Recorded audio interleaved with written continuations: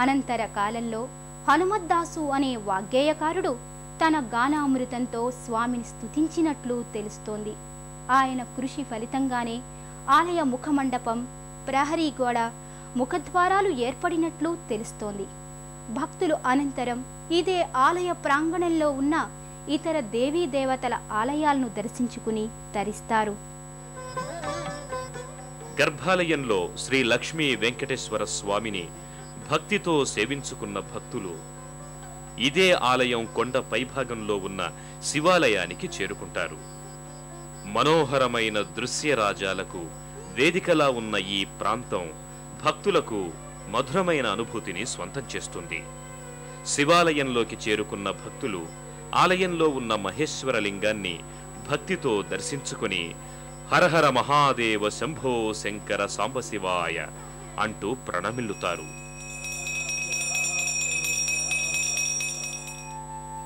ఆలయ ప్రాంగణంలో ఉన్న వీరభద్రస్వామి వారి ఆలయానికి అనంతరం భక్తులు బయలుదేరుతారు.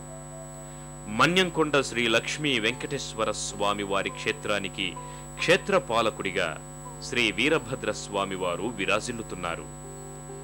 క్షేత్రపాలకుడిగా ఉన్న ఈ స్వామి తమని సదా రక్షిస్తారని భక్తులు ప్రగాఢంగా నమ్ముతారు. పుష్కరిణికి సమీపంలో ఉన్న లక్ష్మీ వరాహస్వామి వారి మందిరానికి చేరుకొని స్వామిని మనసా వాచా కొలుస్తారు. వివిధ దేవీ దేవతలను దర్శించుకున్న భక్తులు తర్వాత కొండ కింది భాగంలో కొలువైన అలివేలు మంగతాయారు అమ్మవారిని భక్తితో దర్శించుకుని తరిస్తారు.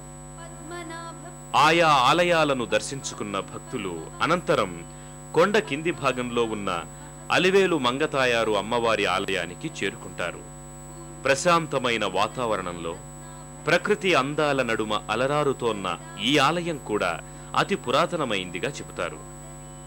ఆలయంలోకి ప్రవేశించిన భక్తులు ఓం మహాలక్ష్మి స్వరూపిణియే నమః, ఓం అలివేలు మంగా మాతయే నమః అంటూ ఆలయంలోకి ప్రవేశించి గర్భాలయంలో కొలువైన అలివేలు మంగ తాయారు అమ్మవారి దివ్యమంగళ రూపాన్ని దర్శించుకొని అలౌకికమైన ఆనందాన్ని పొందుతారు. తల్లి జగజ్జనని మహాలక్ష్మి మా పూజలందుకొని మమ్మనుగ్రహించు తల్లి అంటూ వినమ్రంగా చేతులు జోడిస్తారు.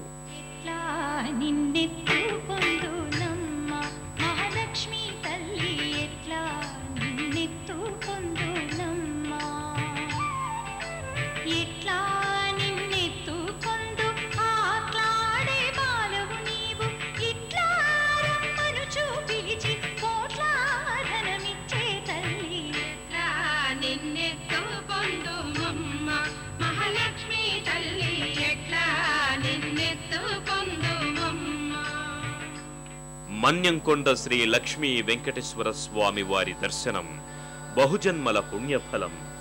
పూర్వజన్మల పుణ్యఫలితంగానే స్వామి దర్శనం జరుగుతుందని భక్తులు విశ్వసిస్తారు. తండ్రి వెంకటనాథ రక్షించు తండ్రి అనగానే వచ్చి భక్తుల కోర్కెలు తీర్చే భక్త వరదుండు వెంకటనాథుడు. ఆపద మొక్కులవాడిగా కలియుగ దైవంగా విరాజిల్లుతున్న మన్యంకొండ శ్రీ లక్ష్మీ వెంకటేశ్వర స్వామి వారి కరుణా కటాక్ష వీక్షణాలు అందరి మీద ఉండాలని కోరుకుంటూ మరో తీర్థయాత్రలో మళ్ళీ కలుసుకుందాం.